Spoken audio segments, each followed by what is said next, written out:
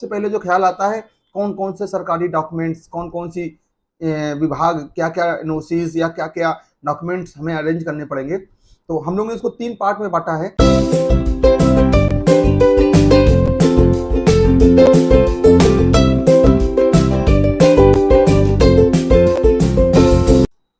नमस्कार दोस्तों, Shri chemical industries में आज आपका एक बार फिर से स्वागत करते हैं। मैं अजय त्रिवेदी। आज हम लोग एक बिल्कुल स्टार्टअप बिजनेस जो है, जो डिटर्जेंट पाउडर के बिजनेस को शुरू करने जा रहे हैं, उसके बारे में कुछ जानना चाहते हैं। बिल्कुल बेसिक्स से स्टार्ट करते हैं कि अगर आपको कोई नया बिजनेस स्टार्ट करना है, डिटर्जेंट इंडस्ट्री में स्टार्ट करना है, मतलब होम पर्सनल केयर में, तो उसको लिए कहाँ से स्टार्ट करना। तो सबसे पहले जो ख्याल आता है कौन कौन से सरकारी डॉक्यूमेंट्स, कौन कौन सी विभाग, क्या क्या एनओसीज या क्या क्या डॉक्यूमेंट्स हमें अरेंज करने पड़ेंगे। तो हम लोग ने इसको 3 पार्ट में बांटा है। एक में हम आज आपको सिर्फ डॉक्यूमेंट्स के बारे में सारा बताएंगे। एक अगले सत्र में हम इसका आपको मशीनरी के बारे में बताएंगे, किस किस टाइप की मशीनरी है, क्या क्या चीज बनाने के लिए क्या क्या टाइप की मशीनरी लगती हैं, कहाँ कैसे कैसे मिलती है, कहाँ कहाँ इंडिया में अवेलेबल है, कुछ एड्रेसेस वगैरह वो बताएंगे। और थर्ड एक और सेगमेंट बनाएंगे जिसमें हम आपको पैकेजिंग के बारे में बताएंगे कि आपको डिफरेंट डिफरेंट टाइप के पैकेजेस कैसे मिल सकते हैं, कहाँ से मिलते हैं, क्या रेट्स हैं, किस किस हिसाब से मिलते हैं, आपको कैसे लेने हैं, उनमें स्टिकर्स कैसे करने हैं। तो 3 सेगमेंट में हम लोग बांटेंगे। तो आज हम लोग स्टार्ट कर रहे हैं डॉक्यूमेंटेशन। अगर आप भी ऐसा कुछ सोच रहे हैं, कोई नया बिजनेस स्टार्ट करना चाहते हैं, उसके बारे में आपको बेसिक नॉलेज की जरूरत, जानकारी चाहिए है, तो आप हमारे वीडियो को जरूर पूरा लास्ट तक देखें। अच्छा लगे लाइक करें, सब्सक्राइब करें और सब्सक्राइब जरूर कर लें, क्योंकि आगे जो हम अदर्स वीडियो बनाएंगे वो आपको उनकी नोटिफिकेशंस आती रहेंगी। तो लेट्स स्टार्ट। डियर फ्रेंड्स, हम लोग अगर एक कोई भी टाइप का अगर नया बिजनेस स्टार्ट करने जाते हैं तो उसमें कई सारी लीगल एक्टिविटीज भी होती हैं, तो उनके बारे में भी हमको पहले से पता होना और उनके बारे में जानकारी होना बहुत जरूरी होता है। जैसे एक कॉमन चीज तो सबको ही पता होती है कि जीएसटी नंबर लेना है। जीएसटी लेके ही हम इसको स्टार्ट कर सकते हैं, लेकिन उसमें भी एक आसान रास्ता है।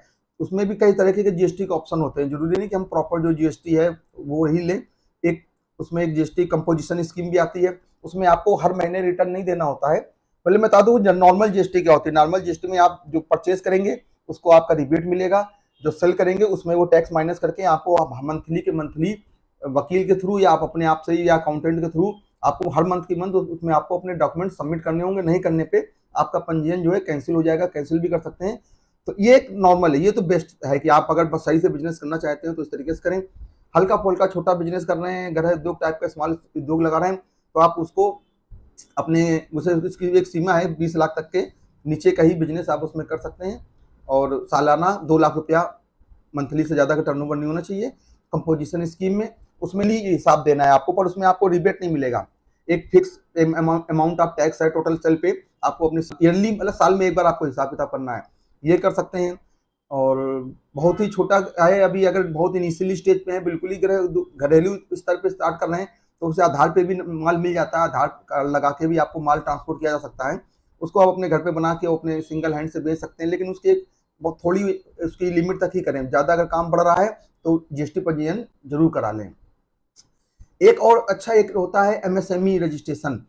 जैसे एमएसएमई में क्या है कि आपको अगर आपका बिजनेस बड़ा करने की आपकी इच्छा है, आपने 1 साल तक अपनी कंपनी चला ली, 1 साल का अगर आपका जीएसटी रन कर गया और उसके बाद में आपने एमएसएमई में रजिस्ट्रेशन करा रखा है, तो आपको काफी अच्छे फंड्स अवेलेबल हो सकते हैं। 25 लाख बड़ा आसानी से उपलब्ध हो जाते हैं। 25 लाख तक का मतलब आपको बेनिफिट, 25 लाख तक का फंड फाइनेंस आपको बहुत इजीली मिल जाएगा।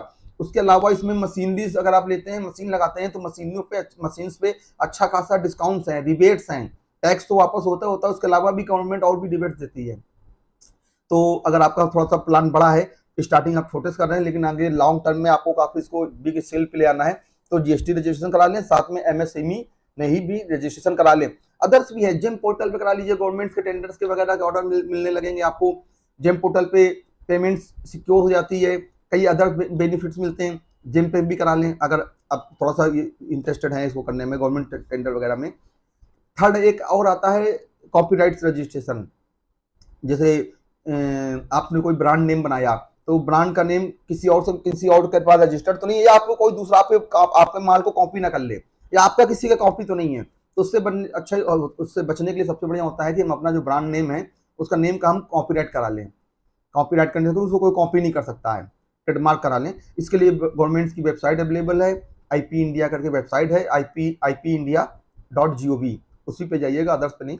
वहाँ पे जाएंगे, वहाँ पे आप अगर उसको खोलेंगे, वहाँ पे सर्च का ऑप्शन आता है, सर्च के ऑप्शन में जाके आप क्लास 3 जो हम लोगों का जो सेगमेंट है, हम लोग जो home and personal care industry आती है क्लास 3 में आती है, क्लास 3 ऑप्शन सेलेक्ट करें, अपना नाम डालें और उसको सर्च करें। वो आपको उससे वो नाम आपके लिए फ्री अवेलेबल है कि नहीं है, वहाँ पे आपको सारा डाटा बहुत इजीली ही वहाँ पे उपलब्ध हो जाता है। ये तो हो गया जो नॉर्मल हमारा जो home and personal care clinic का है। और इसके अलावा और किसी डॉक्यूमेंट्स की जरूरत नहीं पड़ती है। डॉक्यूमेंट्स कोई बहुत ज़्यादा हमारे लाइन में वो प्रेशर नहीं है। सिंपल सा एक जीएसटी चाहिए होता है। अगर आपका बिजनेस ठीक ठाक कर रहे हैं, 1-2 लाख से ऊपर का मंथली बिजनेस जा रहा है, तो आप जीएसटी ले लें। छोटा है, बहुत ही गृह उद्योग में है, 10-20 हज़ार का माल लेना है, महीने में बेचना है, तो आप आधार से भी कर सकते हैं। थोड़ा बड़ा कर रहे हैं तो बीच का है तो आप उसको कंपोजिट स्कीम में ले लें। ट्रेडमार्क इसलिए है, अगर आप अपना ब्रांड बना रहे हैं, अपनी ब्रांड एक अपना रैपर पन्नी छुपा रहे हैं, पैसे इन्वेस्टमेंट कर रहे हैं पैकेजिंग में, तो अपना एक ब्रांड मेरे हिसाब से कर लेना चाहिए। बहुत ज़्यादा खर्चा नहीं आता है। आप खुद करेंगे तो 2-3 हज़ार में हो जाएगा, किसी से कराएंगे तो 8-10 हज़ार रुपये में वो ये कर देता है। जीएसटी रजिस्ट्रेशन भी बहुत आसान है, आप ऑनलाइन जाके खुद ही फॉर्म भर सकते हैं। गवर्नमेंट की वेबसाइट जाके अगर नहीं कर पा रहे हैं, किसी वकील से बात करेंगे तो वो 1500-2 हज़ार रुपये या बहुत ज़्यादा 3 हज़ार रुपये में आपको जीएसटी नंबर आपको अवेलेबल करा देंगे। जेम पोर्टल सर्विस भी फ्री है, एमएसएमई भी फ्री है, लेकिन अगर आप कर पाए तो लोगों ने जन सेवा केंद्रों में हो जाता है। जन सेवा केंद्र खोले बैठे हैं, वहां पे जाइए, वो 200-500 रुपए लेके आपका फॉर्म भर देंगे, कुछ गवर्नमेंट फीस है जमा कर देंगे, वहां से भी आप करा सकते हैं।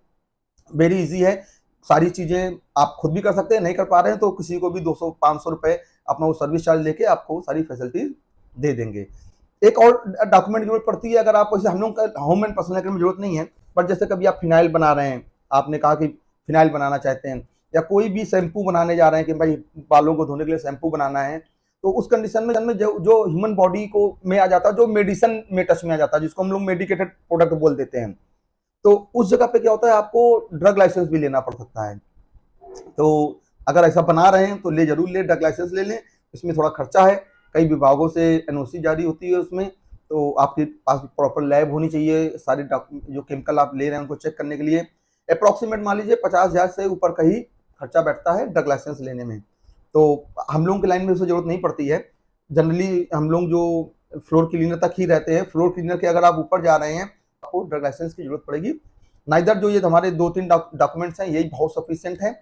इसके बाद आप आराम से अपना बिजनेस रनिंग कंटिन्यू कर सकते हैं। कोई अदर जानकारी चाहिए हो जो छूट गई हो हमें बताने में, या कुछ करेक्शन हो गया हो, कोई चीज़ आपको समझ में ना आई हो, तो आप हमको हमारे नंबर पर कॉल भी कर सकते हैं, वहाँ से भी आप सारी डिटेल ले सकते हैं। और मैं आई थिंक मैंने आपको करने के तरीके और सारे बता ही दिए हैं। फिर भी आपको कोई दिक्कत हो, समस्या हो, तो आप हमें मेरे नंबर लिख लीजिए, उसमें फ़ोन कर लीजिए हमको। हमारे नंबर्स हैं 9335029561, 93356260 भी हमारे नंबर हैं। आप इन पे भी व्हाट्सअप कर सकते हैं, मैसेज कर सकते हैं या कॉल कर सकते हैं। आपको जो भी इंक्वायरीज होगी उसका समाधान किया जाएगा। थैंक यू, इतनी देर बने रहने के लिए बहुत बहुत धन्यवाद। वीडियो अच्छा लगे तो लाइक कीजिए, शेयर कीजिए, अपने फ्रेंड्स को जिनको इसकी जरूरत हो, कोई बिजनेस करना चाहते हैं उनको जरूर भेजें। Thank you friend.